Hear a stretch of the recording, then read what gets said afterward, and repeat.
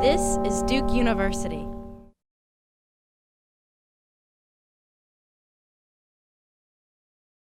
All right, so yes, thank you, Bryce, for being able to meet today. First off, I definitely want to introduce myself. My name is Shimon Wright. I am one of the career advisors that works with the discovery and exploration community for the Career Center. I'm over that career community, and I've been with Duke since March. So I don't even want to say fairly new anymore. I feel like I'm getting to that point in my time with Duke that I can say, hey, I'm not the newbie anymore. So I've been with Duke since March, and it's been a great experience working with students and things like that. So one of the things I definitely wanted to do was connect with a recent grad. I saw that you graduated Duke recently, and I thought it was just important to kind of like, have questions or just have conversations with recent alums about like how they got to the place of where they are in their professional career, and the things and resources that may have helped guide that career decision making process. So I'm definitely, again, I want to say thank you for taking time out your busy schedule to do this interview with me, so we can learn more about you. So to on that note, I would like to say, tell me a little bit about yourself and where you are and things like that, and how things have been since you left Duke and graduated. Absolutely. Well, welcome aboard to the Duke family. We're happy to have you, obviously. So first and foremost, I started out my career in actually as a vet, as a military officer. So I went Air Force. I served overseas for 3 years. Took a somewhat unconventional route. Normally my spot now, I'm in investment banking. So I'm an M&A investment banker out of New York. I work for a company called Oppenheimer. They've been very supportive in both my reserveship that I'm now in. I was active, now reservist. So it was an unconventional path, but if anything, that should tell all students at Duke, forge your path that you're passionate about first out of school. And then, chase your ultimate dreams, right? If there's something that you want to do, but you're undecided whether you want to do it right now, go ahead and pursue that passion right out of school. And that for me was serving in the military. And then I knew ultimately I could always pivot, albeit though it is an unconventional path. But anybody can do anything that they set their mind to. So yeah, that's where I'm at right now, up in the big city. Yeah. Nice sunny weather in New York. Just kidding, it never is. But it's a great spot, great spot. So hope we have some new Dukies join the family up here.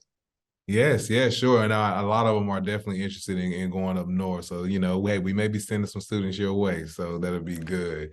So even hearing you say that, like, you kind of had a transition in career. So could you kind of like describe like your career journey and like some key decisions, key decision points along the way that kind of helped you make this transition? Absolutely.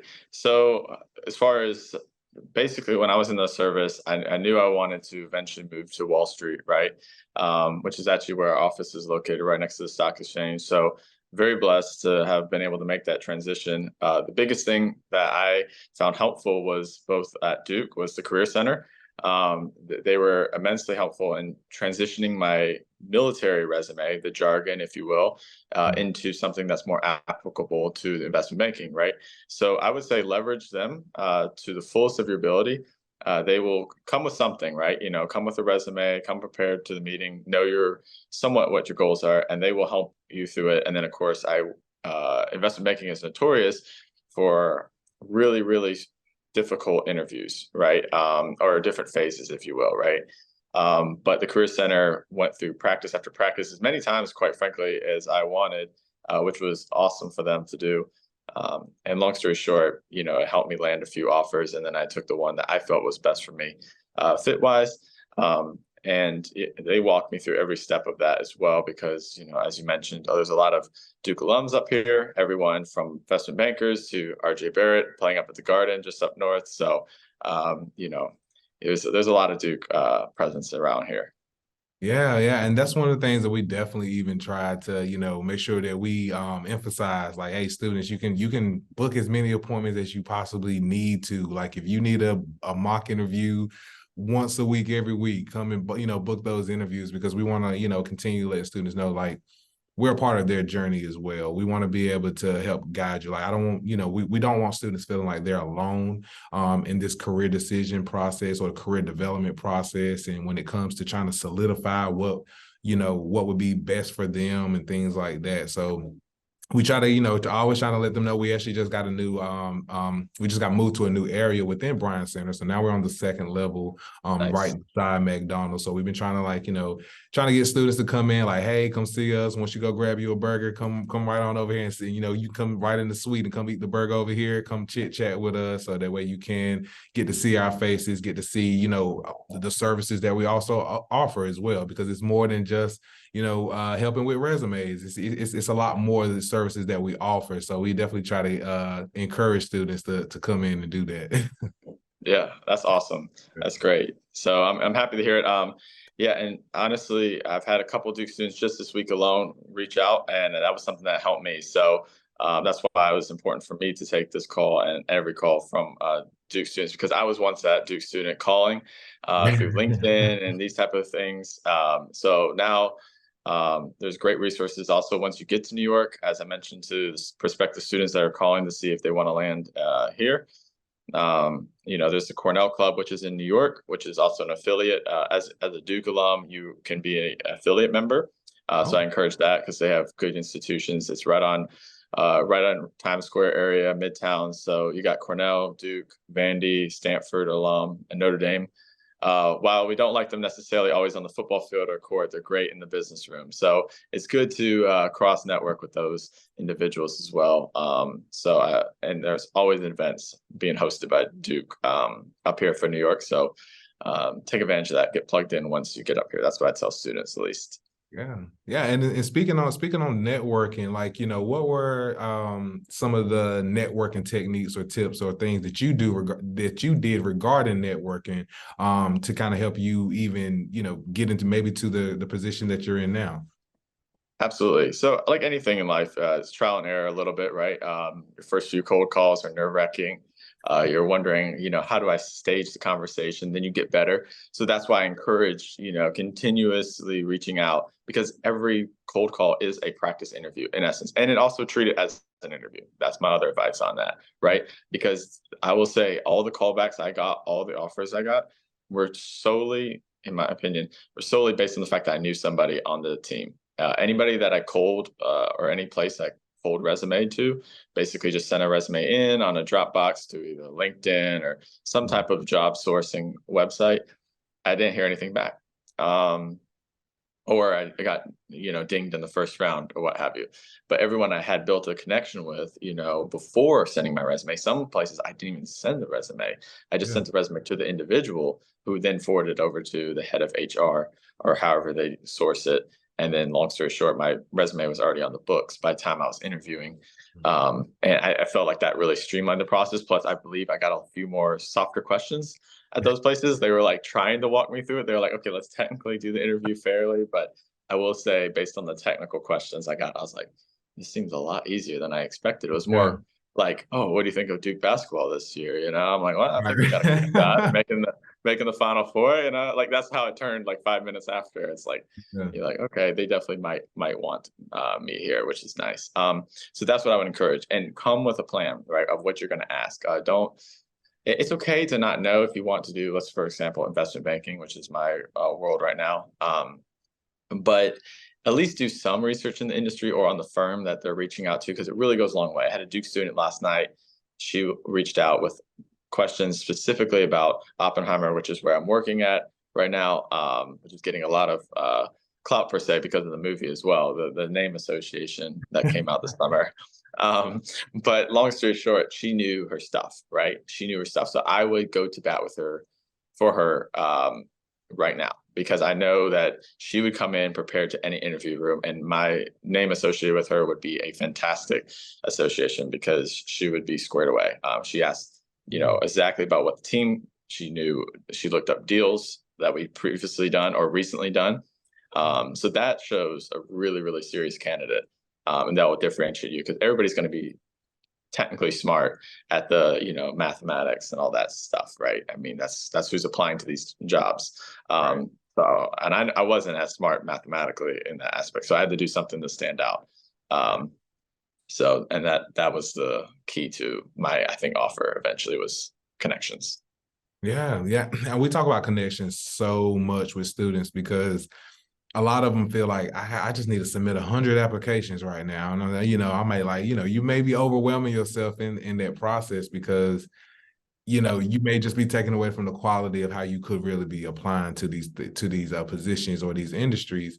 And we, just like you were saying, Bryce, as far as like, sometimes it's about like who we'll tell students like whether it's an internship search or whether it's a job search, 70 to 80% of that is going to be networking. It's about who you know. So like you said, if I get to network with a bunch of people and then when opportunities start to pop up, they are able to then maybe even bring my name up in that room where, hey, that may push me through the door even faster. Then, like you said, I consider that when I talk to students, they'll always hear me say groundwork, doing the groundwork. Like, because you're going to reach out to some people won't respond. Some people are a little too busy.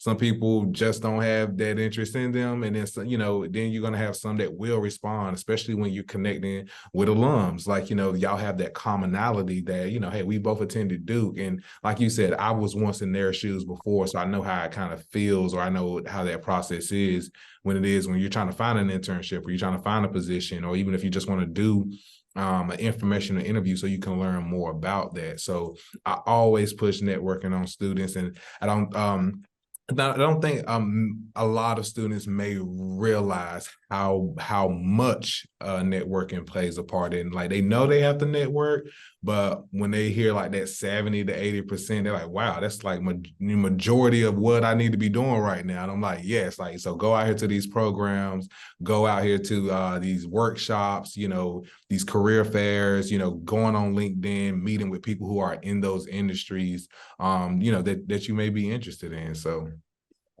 that's great to hear. I mean, you're pushing all the right things. And the reason why I know what I know, and we're sounding like we're talking on the same, tune, is because I learned a lot from your center, right? So it doesn't shock me that we both sound to the same tune. So, but yeah, and the networking doesn't stop, once you do get the job, right? I mean, that's when you actually need to accelerate it, if anything. So like on Monday, Duke's hosting an event, at after hours event, with those champagne small plates up at the Frick Museum up in Upper East Side, and stuff like that. Yeah, it's going to cost a little bit, and as fresh out of college, you're not going to want to spend it as much. But just remember, like, the cost benefit analysis that you guys will be doing. That's what I would encourage, is like, you could spend money on that. You're still going to get cool experiences, but you're going to be around, potentially 300 Duke alums that are mostly going to be older. Go to those older people events, if you will, like an art gallery exhibition opening or something like that. It may not be your cup of tea right now, but think about who's going to attend. Be strategic. You're going to be rubbing elbows with people in high places. And just like that, also go into the art gallery knowing something other than Mona Lisa. So, you know what I mean? So, like, know your stuff as well. So just, it's, I don't want to say play the game per se, because that's not what you should be. You should be authentically you, but do your homework ahead of time so you know where to place your networking. Yeah, because like taking advantage of that, it's like making an investment to your future. Like, yeah, you might not want to pay the money, but it's like, okay, if I pay this one time, there's no telling how many doors you may be getting ready to approach and how many opportunities may be out there. So I definitely agree with, like, definitely make those investments into your future and your career, especially when it comes professionally, because a lot of times we may not want, you're always gonna have to do professional development. You're always gonna have to, like you said, continuously network with other people, because hey, this first job out of college, you may not be there forever. Hey, you may need to go on to it, maybe learn some skills to become, higher up within that company, right, or at another company. So to even network and still learn it, it's just an ongoing process. So. Right. And leverage is key. I mean, in banking, we call leverage is a key thing, in both investment banking, private equity, all these things. Is the term used to, for debt, and applying that to make more gains, right? More or less, right? Right. Higher risk, higher reward, right? So just like, like you just said, investing, right? Invest in yourself, invest in others. And I remember how much of a struggle it was when you were a student to get those connections if the people were too busy. Really ask yourself though, really like add up all the hours in the week and ask yourself if you truly are too busy to take that student's call. That's what I would say once you become an alum. Don't become that person that, forgets where they came from, right? Right, You were right. grinding and hopeful for that position. You're never too big to take a call. And it doesn't have to just be from Duke alum, but I mean, definitely prefer them, right? Yeah. Over that other school in Chapel Hill. So, although they're good people too, somewhat. Right. So so I want to ask definitely were there any setbacks or challenges that you encountered during your journey when it came to you trying to solidify your career decision and things like that? And if so, how did you overcome those setbacks or challenges?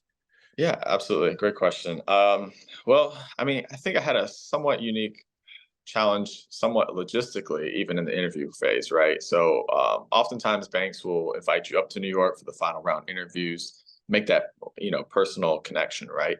Or sometimes cocktails at at a very nice hotel and a ballroom they'll rent out, right, to really get a feel. So I was competing against those who were there, shaking hands and being able to do those pre-networking events before the final rounds. But at the time I was in the service, and at one point I was in Africa interviewing in a tent. I mean, for gosh sake, you know what I mean?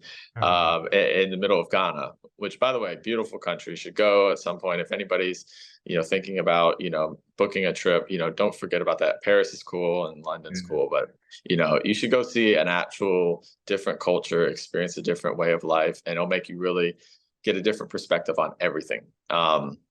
So I've been blessed to go to 45 countries at this point. And so by virtue of that, during the interview phase, I was having to bounce around and do my military duty and having to do these type of Zoom interviews, if you will, which I do think, somewhat could be a hindrance. You just have to find ways to work around it and definitely leave a more lasting impression.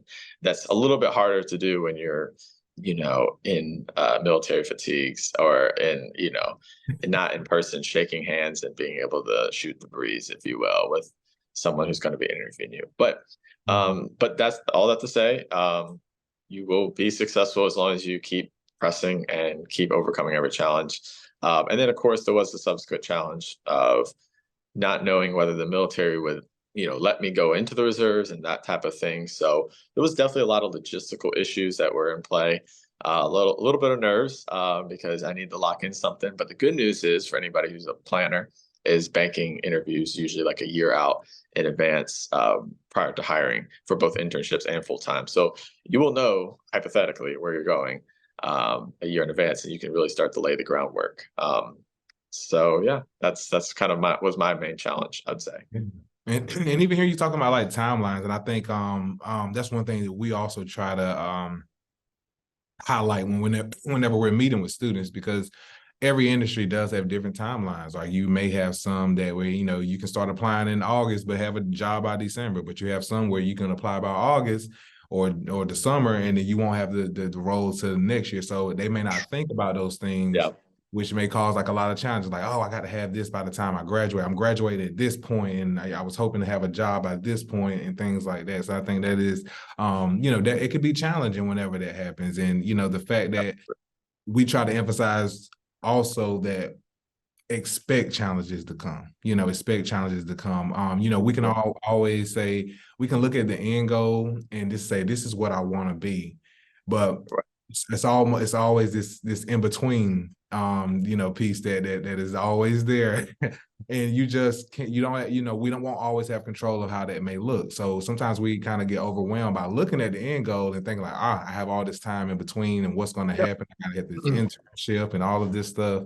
But then you realize I try to ease students' nerves by saying, just focus on what's next, like your very next step. Yeah, we can see the end goal, but let's focus on the very next thing. So that way you're not so overwhelmed with that, because again, we want to expect the challenges to come. Like, maybe you expected to have an internship by the fall, but it doesn't happen until the spring, so things may happen and just kind of preparing for those things to possibly come up. I think it just keeps them at ease. So It's true. It's true. Yeah, hope for the best, plan for the worst. At the end of the day, anybody that's attending the school is going to be in a great position. Relax, you're fine. Yeah, yes, market conditions aren't perfect right now. Just keep plugging away. It's tough, but adversity builds strength. You just got to keep fighting through.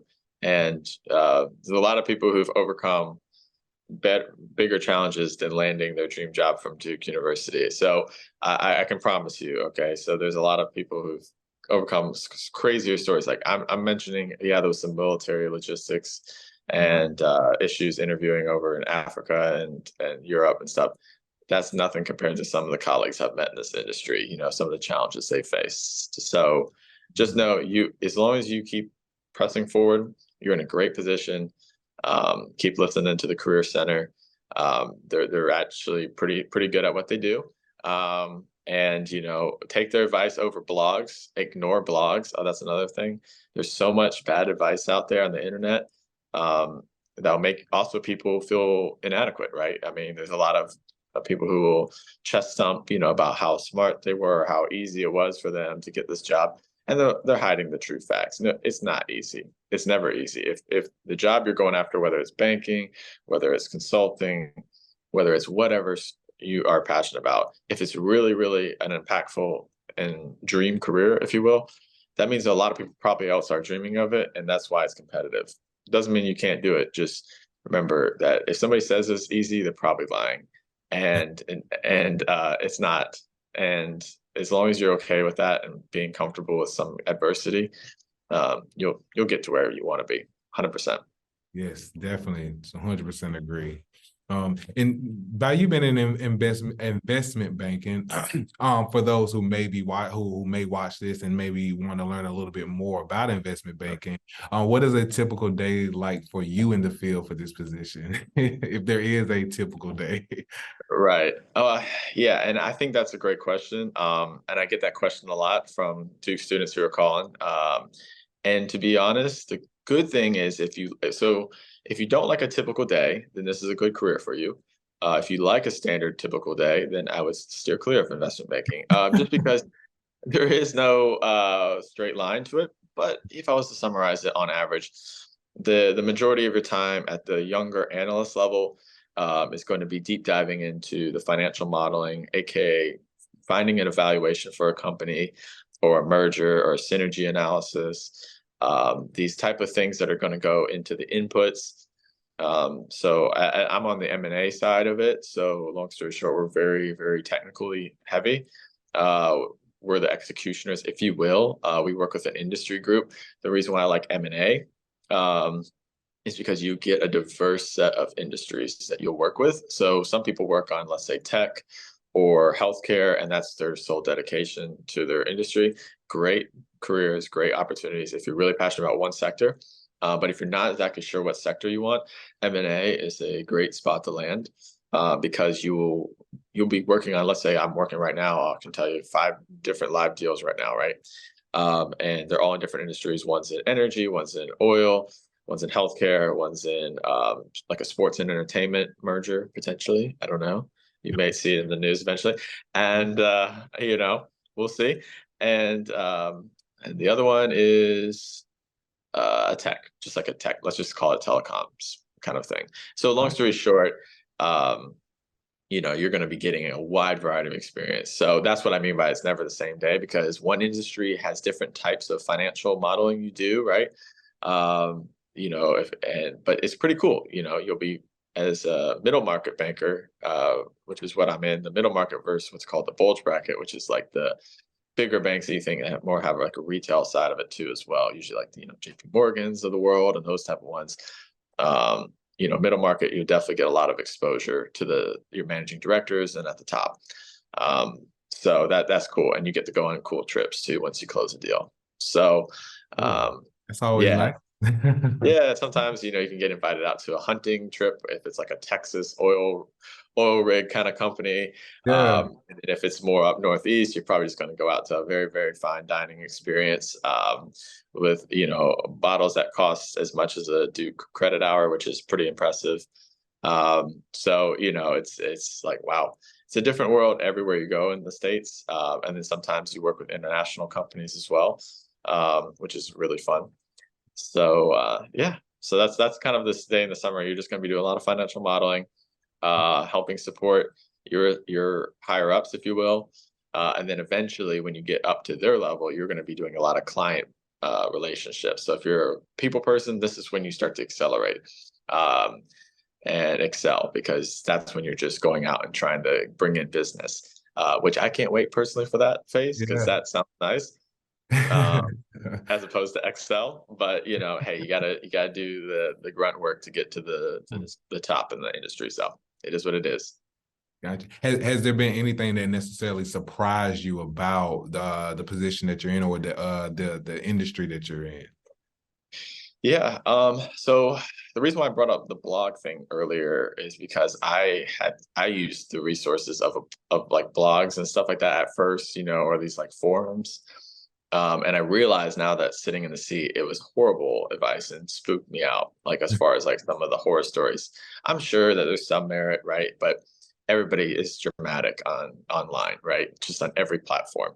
And so long story short, kind of spooked me out. So what surprised me, it was actually how friendly investment makers can be. I mean, every once in a while you'll come across somebody who is definitely not um, the friendliest, if you will, right? I mean, that's every industry, right? There's always going to be somebody who spilled coffee on their suit that morning and is in a bad mood, right? You can have those type of moments anywhere, but the kind of fearful, like Wolf on Wall Street kind of, if you will, attitude and treatment towards juniors has definitely gotten overblown in many aspects. And it might have also had something to do, quite frankly, with COVID. COVID, and during that time, made people realize a lot of what's really important, what's not, and prioritization. Especially in the city, New York, everybody was go go go, and then we had to stand still basically for a couple of years. So that kind of put everybody in perspective, right? Is what's important, right? So long story short, this career is not as scary as they say. People aren't going to yell at you. They're not going to call you the bottom of the pond scum, or whatever they said in Wolf on Wall Street. Nobody's going to say those things, and if they do, you probably should report that. And I haven't had any Right. experiences. Everybody's very collegial, very very collaborative. Not sharp elbows. We all have our goals and individual aspirations, but you'll quickly learn in this industry, if you don't work well with others, you're gonna really have a tough time excelling. Yeah. Yeah. Wow. And I know, like, with the duties of your job, of course, there comes with like some type of balance that you have to do for yourself. So, I definitely, ending on that note, because I definitely want to be respectful of your time. I know you probably have a Uh, lot of things to do. So just ending on that note, I definitely want to like to ask you about, how do you balance, your career aspirations with personal values and work-life balance as well? Great question. So that was something I had to learn while on the job, right? So I shot out of the cannon starting here, and forgot the whole work-life balance, right? I will say it's important when you first start a new job to really be showing face, right? I mean, and be there, even in a teleworking era. Like when you're young, go to the office, get there first, leave last, do the time, because first impressions matter. And if you get behind the eight ball, you'll never get out in front of it, right? So that being said, though, you also have to realize, you're human. You are not invincible, right? You have to rest. You have to have downtime. So personally, for me, I was foregoing one of my parts of my life, which is a spiritual aspect, right? I was using that time that should have been dedicated towards that aspect of my life, towards engaging in more work, right? And getting what I thought was ahead, but it was never ahead. It was behind, more, because I was not taking that time to reflect and do something that was very, very important to me, that I grew up doing. So once I started blocking out that time, my colleagues, to my point, I thought, well, I was going to almost face retaliation because it's investment banking. I was fearful. I said, hey, on Sunday mornings to Sunday afternoon, basically like when the sun goes down, I'm Sunday night, I'm good to go. I can hop back on and start planning. But during that time, I need that time off to, reflect, go to church, to go talk with friends and stuff like that and decompress. And my work output has immensely grown twofold off of that, because that short little bit of time each week that I said, nope, not looking at the emails, not that, because I was able to then now sort out my whole week, and I'm way more efficient. Yeah. Monday through Friday, way more efficient. So I'm getting more work done. So it's a one step back to take two steps forward. So don't forget that if it's something spiritual, if it's a hobby, if it's anything, but you have to do something outside of go to the office and back to your apartment. So that's what I would say. Don't forget that, even from day one. From day one. Yes, definitely good, because you definitely want to take care of yourself. And I think there's been a series, so we have a podcast, a couple of my coworkers or the Career Center team does a podcast called What's Career Got to Do with It?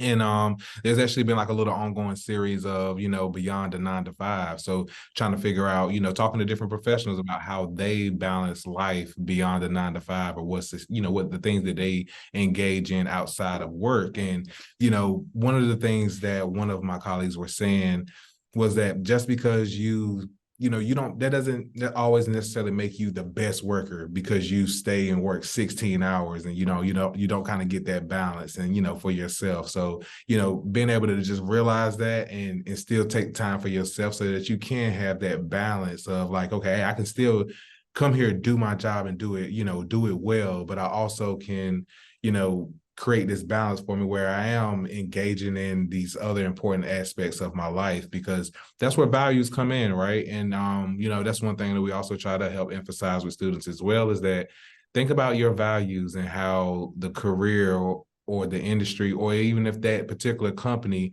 aligns with those values. Because, hey, do they give you time off to be able to do these things? Do you have flexibility? Are you able to attend certain other aspects of your life that help you feel recharged so that you can come in and do your work? So, and I think that's very important for students to kind of consider whenever they are trying to choose a company or industry or anything like that. So Absolutely.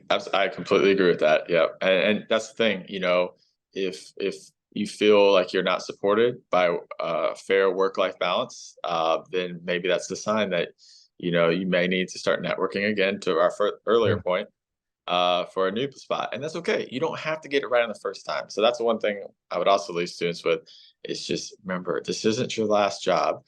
It can be, if maybe it is, but at the same token, like, it's okay. You don't have to get it perfect. You're going to stress a lot about your first job, and it's a big deal, yes, but it's okay. My first job was in the military, then I ended up in investment banking. It's fine. If you're at a certain bank, it's going to be a lot easier, trust me, to lateral to a bank that maybe is more supportive of that. My bank is, just for the record. But that being said, wherever you end up, you're going to be in a great spot, and it's going to be okay. Life's going to be good. Don't stress. Have fun. Right. Breathe. Trying to help them breathe and focus. Enjoy the process. Enjoy the process. You only get to go through this exciting time of landing your first job once. It sounds stressful, but I mean, really, it is pretty cool. Like, I mean, you're growing and you're becoming an adult, and you're having to make these big decisions for yourself for the first time. And the good thing is you get a mulligan that on this first, especially on the first job. I mean, there's no better mulligan. I mean, you can always say, well, I was just a college student. I didn't know better. I just did this, and oopsie, it's okay. Right. Nobody's going to judge you. So this is like free shot, right? This is like a free, it's going to be great. So you guys are going to do awesome. Whoever is out there, maybe listen to this, you're going to be great. Yes, thank you so much, Bryce. So, Bryce, I want to end off here as far as like telling having you tell the students or anyone else out there that's watching this, how can they reach you if they do want to get in contact with you to maybe ask some questions or conduct some informational interviews and learn more about investment banking? Sure, absolutely. Well, I'm available still. I have my Bryce.Hailey bryce@duke.edu email. I also have my work email, which is bryce.hailey@opco, which is spelled OPCO.com. Just reach out there, and I'd be happy to find a time to connect with any student. I'll never say no. I'll just find a time that's adequate for both of us. So hope to have more Dukies up here. We will be sending them your way, so definitely be on the lookout, and don't get mad at us when you have like a emails full of maybe 100 emails from Duke students. Please do. Please do. We need some more support up here, and we might need a couple more basketball players to come up here at the Knicks. They're not very good, but it is what it is. Yeah, they having a tough time up there, so we would definitely do that. Be sure to do that. But Bryce, again, I want to say thank you for taking time out your busy schedule to do this interview. I look forward to sharing this information with students and also my team for them to see, because I definitely and more than 100% know that this information is going to help somebody out there who who maybe didn't even think about investment banking before, or even if it is just about, okay, what can I do while I'm here in to help guide me to making that career decision. So again, I just want to say thank you for taking time out your busy schedule to meet, and if there's anything that I can do for you, even if it's like coming to talk to somebody about Career Center at Duke or anything like that, if you want to send some students to me that come from Duke to say, hey, make sure you go meet with Shimon or anybody on the career team, just let me know. I'll pass any information that you need to do that. Absolutely. Well, I'd love to create a nice pipeline here, if possible. So wherever their dreams desire. So happy to serve as a resource. And I mean, seriously, thank you for your time and considering me as well. I really, really appreciate that. Yes, no problem. Well, I'll let you go. You have a great rest of your day, and hope you have a great weekend as well. And we'll be in touch. All right. Awesome. All right. Thanks. Have a good weekend. Appreciate your time. Bye. All right. Bye.